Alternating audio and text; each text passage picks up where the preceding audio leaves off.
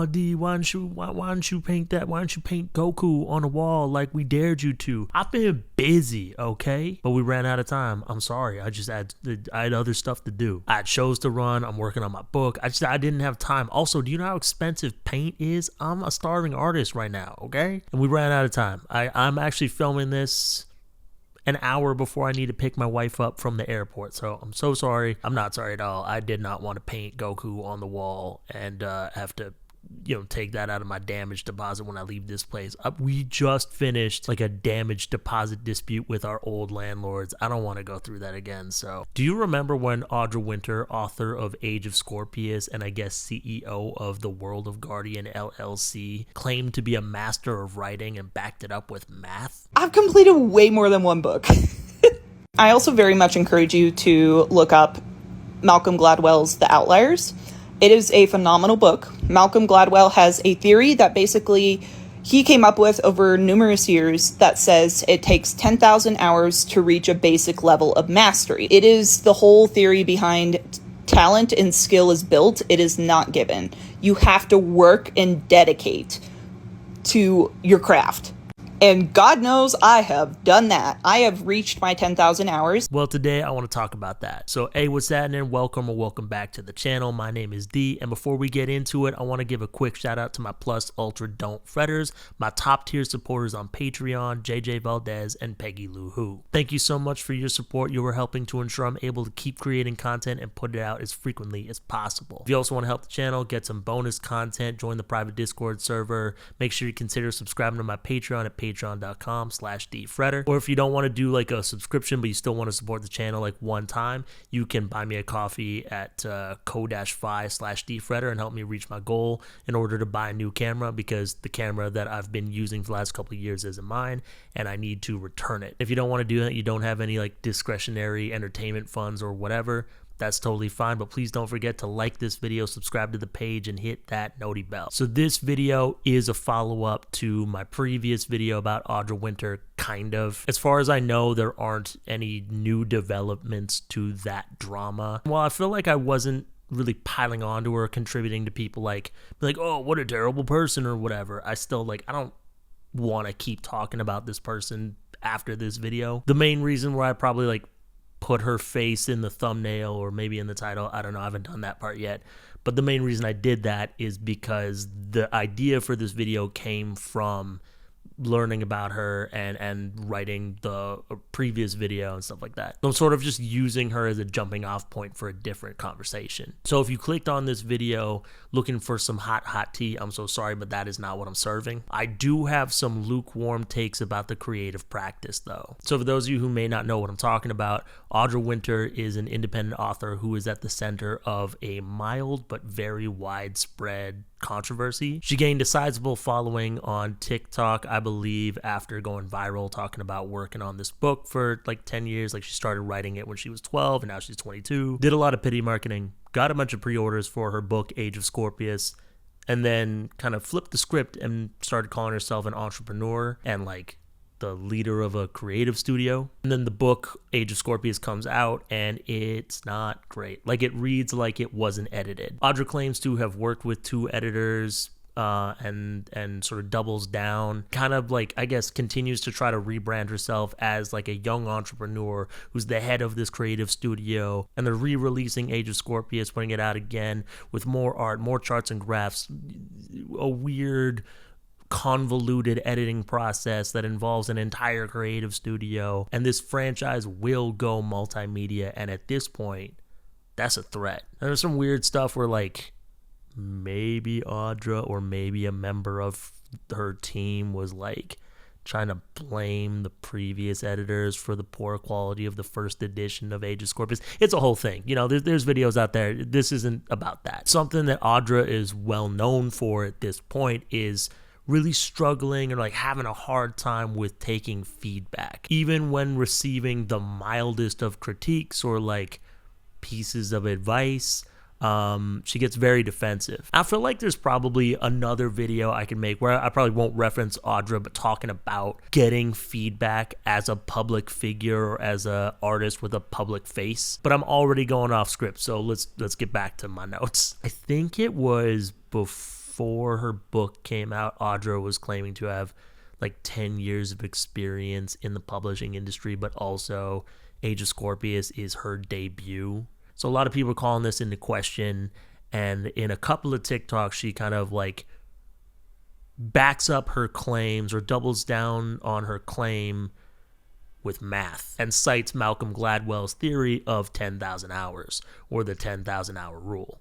Audra claims that because she's been working on the world of Guardian in some way, shape, or form for 3+ hours every day for 10 years, she has mastered writing. So even if you don't necessarily agree with her claim that she has 10 years experience in the industry, you cannot deny that she is a master writer because she's put the time in. You cannot deny her mastery of her craft. I usually wait until maybe like the midpoint of a video to get kind of sassy. I know this is going to sound mean, but I do deny Audra's claim of being a master at her craft because I've read snippets of Age of Scorpius, both the original version and the edited versions on Patreon. They are not masterfully written. In the 10+ hours of content that I watched about Audra and the World of Guardian saga, whenever people got to this point of the story, a lot of them would note that the theory of 10,000 hours has been debunked several times.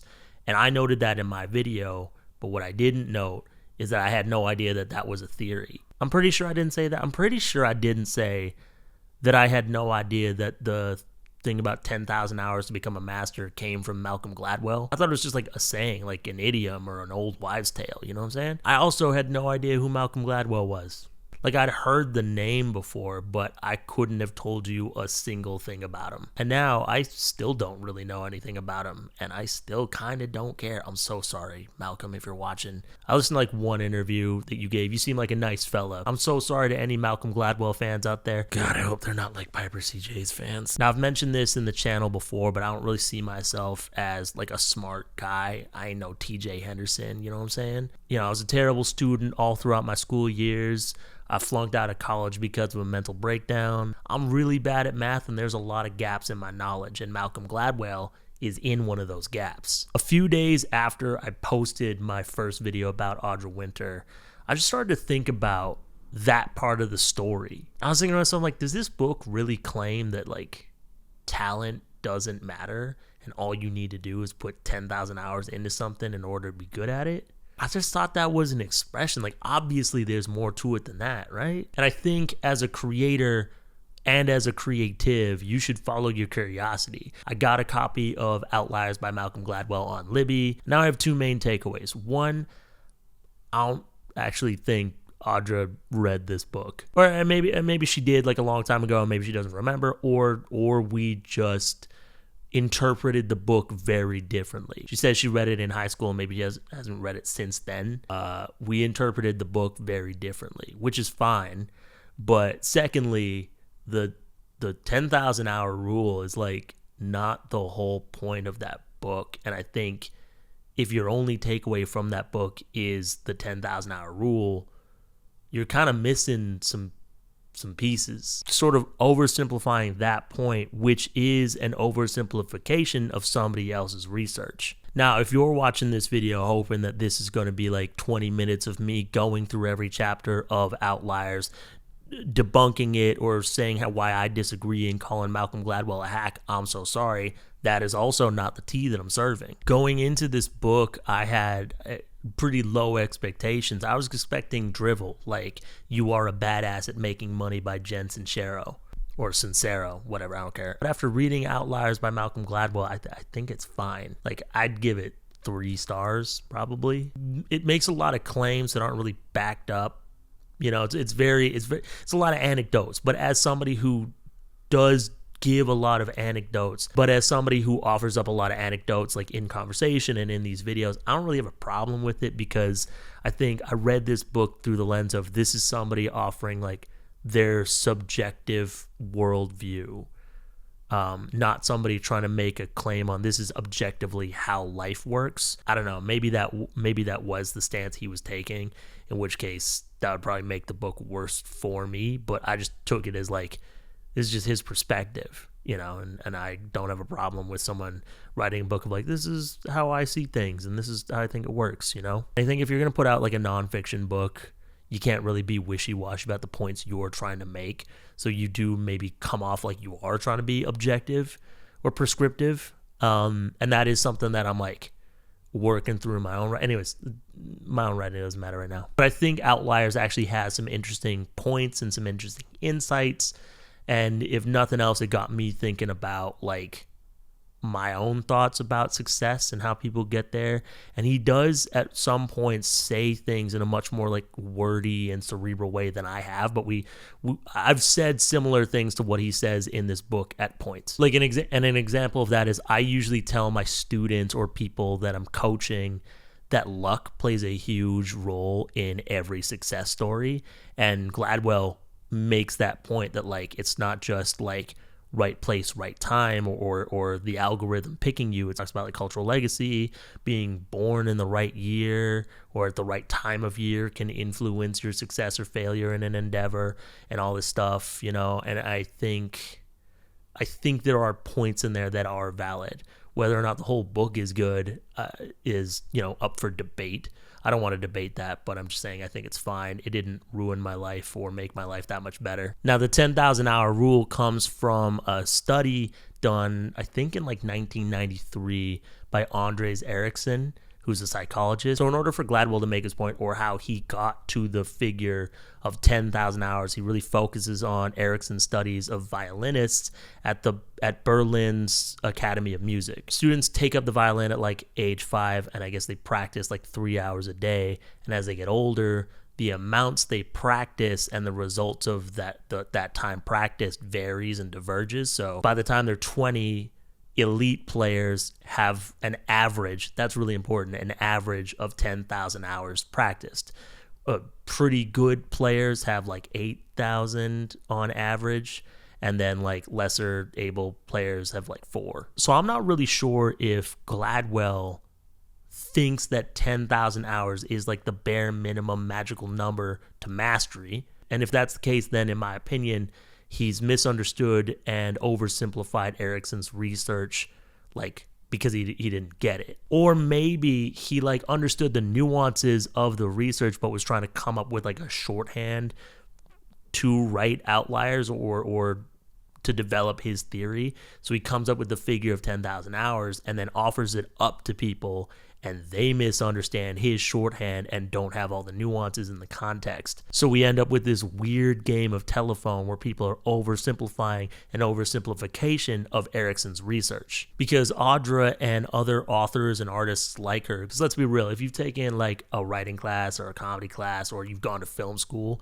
you've met an Audrey Winter. The Audrey Winter is just the one who caught lightning in a bottle but dropped the bottle. But an author or artist like Audra may lean on Gladwell's theory, which I guess is more of an idea than a theory because his like method isn't very scientific. I don't know the difference between a theory and an idea because, again, I'm not TJ Henderson. I'm not a smart guy. Knowing and observing artists like this kind of shows some of the issues with misunderstanding the 10,000 hour rule, or like shows that the 10,000 hour rule is kind of misunderstanding the point of Ericsson's research. As far as I understood reading as much as I could understand of Ericsson's research is that practice does play a big factor in developing skill, you know, so like the more you practice, the less like talent factors in, I guess, but it doesn't erase talent. The first issue that I see is this like literal interpretation of the 10,000 hour rule where you think that 10,000 hours is like a magical minimum number to mastery. Some masters of their craft have put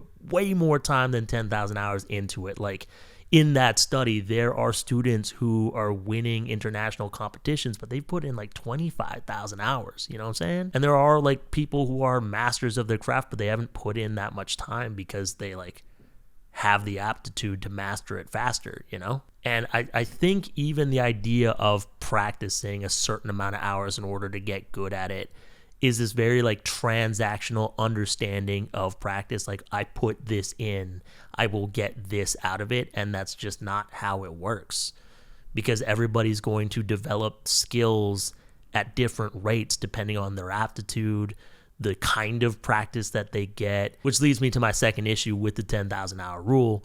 not all practice is equal. I don't want to dismiss people who are self-taught and are like good at the thing they do, because those people exist. Like, I'm largely self-taught when it comes to guitar. One of my favorite YouTubers right now, and who's also like a really dope painter, Brooke Cormier, I believe, is self-taught. So I don't want to dismiss people who are self-taught, but without like guidance or coaches or instructors or whatever, it is hard to know what you're doing. It's hard to know what areas you need to improve on. And if you're not good at being like self-critical in a constructive way, then you're kind of just running around with like a chicken without its head. Then you're kind of just like meandering about on your creative journey with no direction and no idea how to get to where you want to be. And practice doesn't make perfect, it makes permanent. When I was in college, I got to take a couple of music classes, and that's something that one of the instructors said to me, is like, you can learn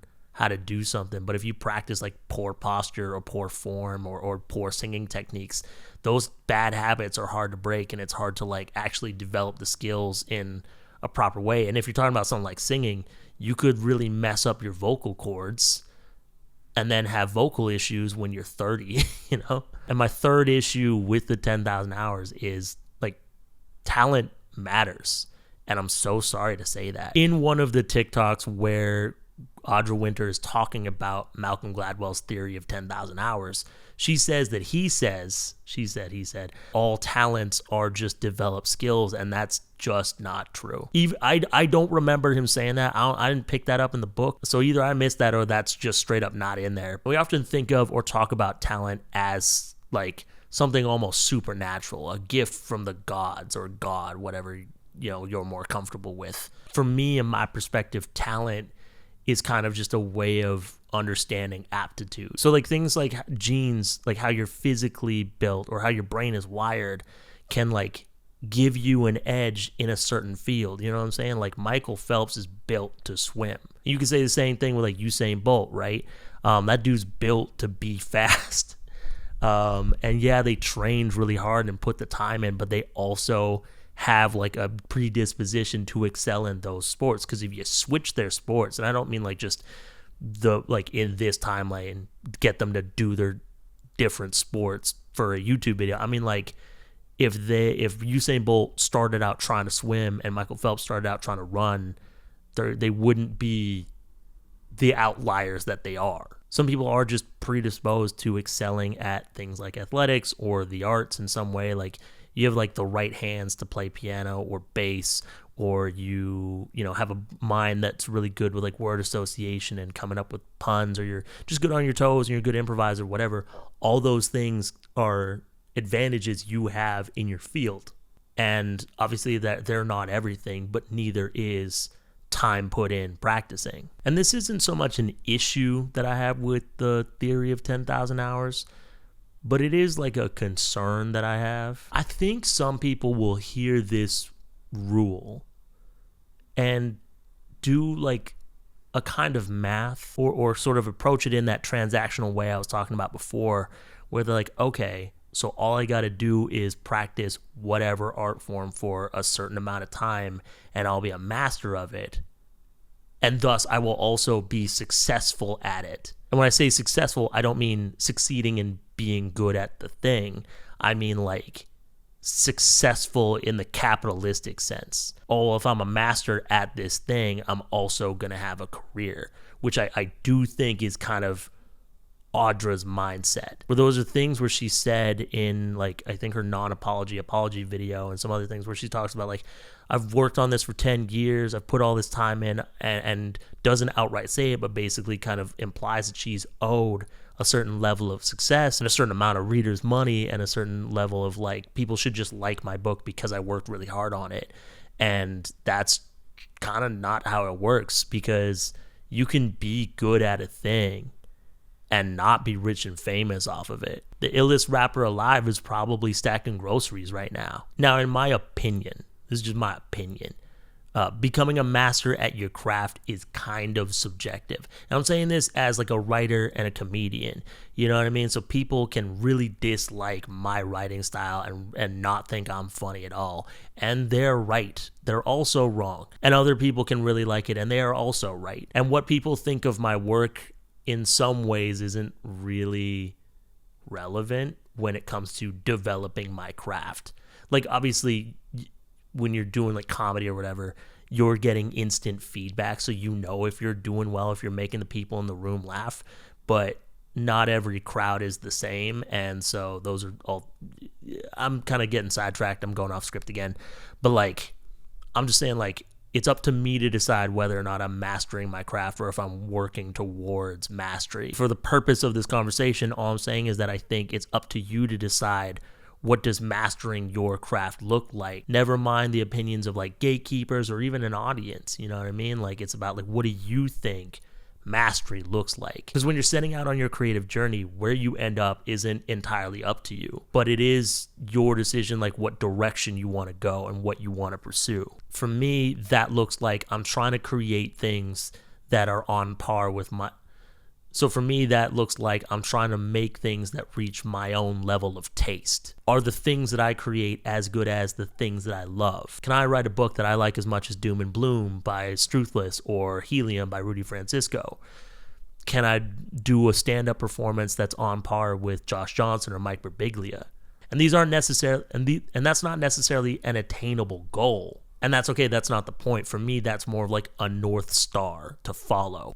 Now, just like in my last video about Audra, I was thinking about this and I came up with 6 reminders for myself about mastering my craft. I'm sharing them with you, but this is not meant to be prescriptive advice. You know, take anything that resonates, disregard whatever doesn't, and if none of it resonates, thank you so much for watching this video, and I'm sorry that the conclusion leaves much to be desired. I'm not actually sorry. I was trying to be polite, but we're all different, and the things I have to say are not going to resonate with everybody, or maybe anybody. I don't know. So number 1, practice like an athlete. Show up, put in the time, put in the effort. Treat your creativity like a muscle that you can train. Creativity begets creativity is what I'm trying to say. Number 2, be your biggest fan. And I don't mean like be like a Swiftie who thinks that their favorite artist can do no wrong to the point of like religious psychosis. Be like a sports fan. Every sports fan that I know, you know, like my whole family is really into sports. Every sports fan I know is able to identify when their favorite team isn't doing great in a season, and is sometimes even able to like identify the areas that their favorite team or player needs to work on to improve the game, but they're always rooting for their favorite. They always believe that success is inevitable. They want to see their favorite win. Number 3, get a coach. Find a mentor, take a class, watch tutorials on YouTube, whatever you got to do, learn. And learn from artists or people that you admire somehow. Like for me, I don't know if this is like cringe or embarrassing or whatever, but if I really like somebody's art, I will listen to podcasts that they're featured on or whatever. So like, for example, one of my favorite comedians is Josh Johnson, and he's got a podcast where he and his co-host talk a lot about doing stand-up. So before I even hit the stage, I was sort of like taking in what they were saying, and I apply a lot of that advice when I'm on stage. And Josh has been on other podcasts where he talks about like how he approaches YouTube and yada yada yada. I did the same thing with Struthless, and yeah. So if someone you admire, like a writer you admire, is on a podcast or whatever, and they're talking about their process, I would listen to it and see if there's something to learn. Don't approach it like, oh, if I just do what they do, I'll replicate their success, because that's not how this works. I'm just saying, like, there's always a way to learn from the people we admire. And also, like, beware parasocial relationships and getting like overly attached to people you don't really know. That's not good for you. Number 4, join a team. None of us are self-made. We're all community-made, whether we want to acknowledge that or not. So plug into a community, join a writing group, or get a writing buddy. Learn from each other, cheer each other on, celebrate your wins, and commiserate your losses together. The creative journey is a lonely road to walk, but it does not have to be. Number 5, it is you versus you. Nobody else's success really matters, you know, like Some people have a scarcity mindset. I think it's important to have like a growth mindset. I don't really like using terms like mindset, but for the purpose of what I'm talking about, I will. I'm just saying, like, focus on your own work, focus on developing your own craft, and focus on getting your own success. Don't let jealousy stop you or distract you from creating. If anything, let it inform you of what you want and figure out how you're going to get that for yourself, but don't try to like take it from someone else. Also, set goals within your control. Again, like, the results of your work are not fully up to you, but your word count in a day or how many paintings you finish in a month or whatever, that is up to you. So, set a realistic goal and pursue that, and just make it more about how you can improve. It's you versus you. And try to be honest with yourself about where you're at, Again, like in number 2, be your biggest fan. Be honest about where you're at, where your skill level's at, and think about ways you can improve in as healthy and constructive a way as you can. Obviously, like, it's easy to get down on ourselves and be like, everything I create is trash.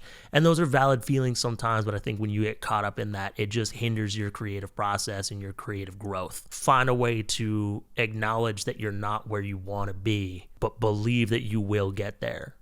Because I think that if you put the time in and you have deliberate practice, you will get there. And also, thinking that you're already the greatest stops you from truly achieving greatness.